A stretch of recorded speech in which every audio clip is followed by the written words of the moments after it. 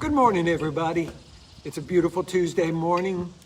I am just enjoying being out here at the marina in Titusville, and I'm actually sitting right in front of the skate park here, and well, my hair's just kind of blowing in the wind, and so it's going to be what it's going to be, so just deal with it, and pardon me. But just one of those hair days, you know. Sometimes I envy those guys who are bald. Not often, not much, but sometimes. But you know, as I sit out here, I'm looking around, and there's a marina and all of the sailboats and the water. There's the playground for the kids. There's the skate park behind me. There's a dog park over here where people are letting their dogs play. And I thought, you know what, this Titusville, I'm so glad that God has given me a heart for Titusville and has brought me to this city. For such a small town, Titusville has a lot to offer.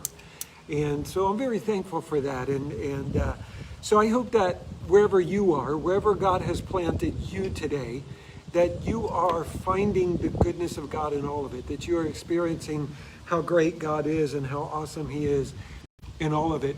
And I just want to encourage you today that you're not alone. You are not alone. Good morning, Sherry. Good to see you on here. I should have brought my skateboard out here and did some skate tricks for you guys, because you know I taught my son Jordan everything he knows on a skateboard. I'm kidding. I would literally break a hip if I tried to get on a skateboard. But you know, hey, kudos to those who are doing it. Good morning, Melinda. Glad you're on here. I came across this morning, I came across a song that's by a singer named Aaron Lewis, and it's kind of a country song. I don't really listen to country music, but this one kind of struck my interest, and I listened to it, and because so many are calling for it to be taken down and not be played because of its patriotic theme. And in this song, the singer named Aaron Lewis talks about, am I the only one who sees what's happening in our world? Am I the only one who sees that our nation is on a dangerous cliff? Am I the only one who yells at my TV, this can't be happening? And you know, he talks about patriotism. He talks about the flag and red, white, and blue and all of that. And am I the only one who still stands for patriotic themes? Am I the only one who still loves Old Glory? Am I the only one who this, that, and the other? And this is not a patriotic live stream at all, but it really struck a chord with me, and it got me thinking about the prophet Elijah. You know, there was a time when the nation of Israel was extremely evil, and there was a lot of wickedness that was happening in the nation of Israel, and God caused a drought of 3.5 years to come on the nation. And then there was a climactic moment where Elijah met the prophets of Baal, who were numerous, on Mount Carmel. And you know the story. He called down the fire from heaven, and it consumed the altar and consumed the sacrifice. And then God spoke to him, and he began to pray, and God opened the heavens, and the drought was ended, and the rain came, and God restored and refreshed the earth. But in the midst of that, immediately after that incredible victory, Elijah goes on the run because he hears that Jezebel is after him, and that she is going to kill him because he destroyed the prophets of Baal and destroyed the work of the enemy in the kingdom. And so he goes on the run, and in the process of being alone, he says this in 1 Kings chapter 19, verse 14. He says, I have been very zealous for the Lord God of hosts, because the children of Israel have forsaken your covenant and torn down your altars and killed the prophets with the sword. I alone am left, and they seek to take my life. He said, it feels like I'm the only one left. He says, it feels like I'm the only one who's going through this, Lord. I'm the only one who's left who proclaims the name of the Lord. And I got to thinking about that. You know, sometimes the enemy of our soul tries to isolate us and alienate us to where we feel like we're the only ones going through what we're going through, We're the only ones fighting the battle. We're the only ones in the middle of the storm. And our culture has kind of catered to that in a lot of ways. And I was thinking about, on social media, you can go on and take selfies. And there are a lot of different filters that you can put on your picture that will change your appearance. It will remove the wrinkles. It will blot out the blemishes. It will make your skin look perfect. It will make your picture look flawless. And so many people in our world, I feel like, walk around with their filters on. They're going through difficult times in their lives. They're struggling. And rather than allowing anybody to see authentically into their life and understand the struggle, they feel like they're alone. They feel like nobody else knows what they're going through or what they're dealing with. And so they put on this filter of perfection, and they present to everyone that I'm happy, I'm great, everything's wonderful in my life. And they walk around trying to present a social media profile in real life. And that's something that we can't continuously do. It's unsustainable in our lives. And the fact is, the enemy can come in and he can isolate us. Listen, there's nothing wrong with taking some time and getting alone to yourself and having some alone time.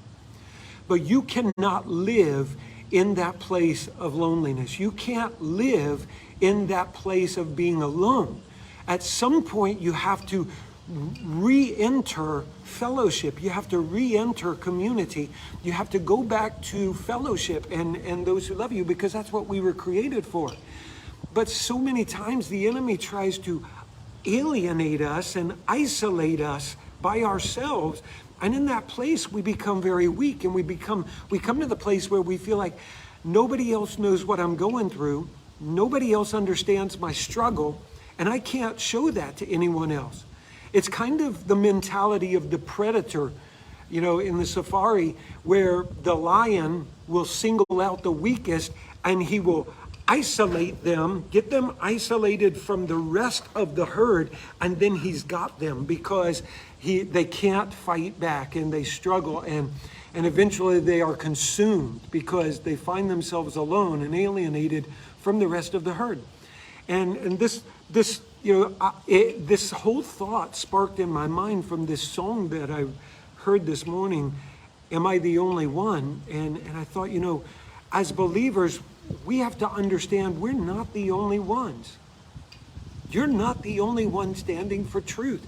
You're not the only one standing for justice. You're not the only one standing for righteousness and holiness. There's a remnant of people in our nation and in our world who still love God with all their heart, soul, strength, and mind. You're not the only one.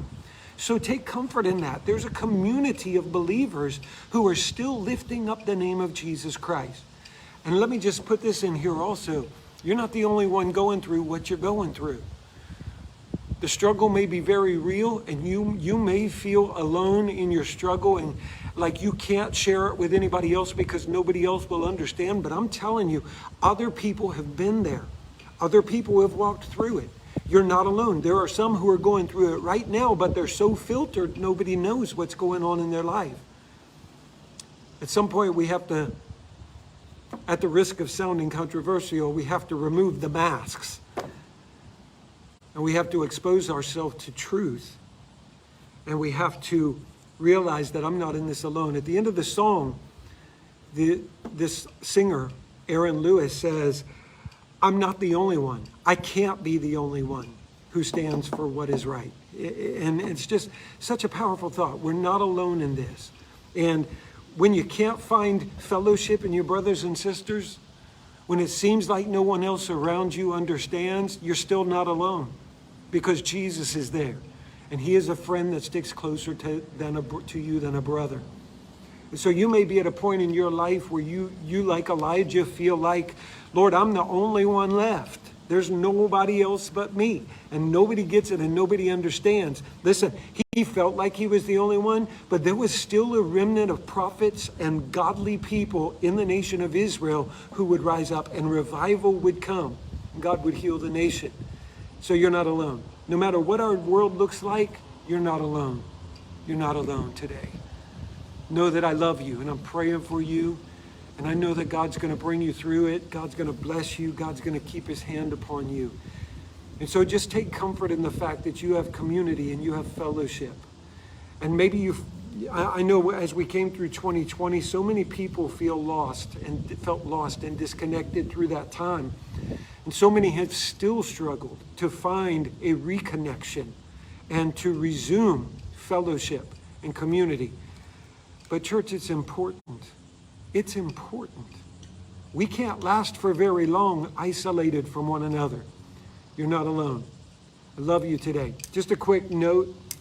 Our church is beginning the process of helping individuals as they go back to school. You know, we're coming into the back to school season, and in years past, our church has had a big event at our church and invited the community in, and we've collected school supplies and done a lot of things.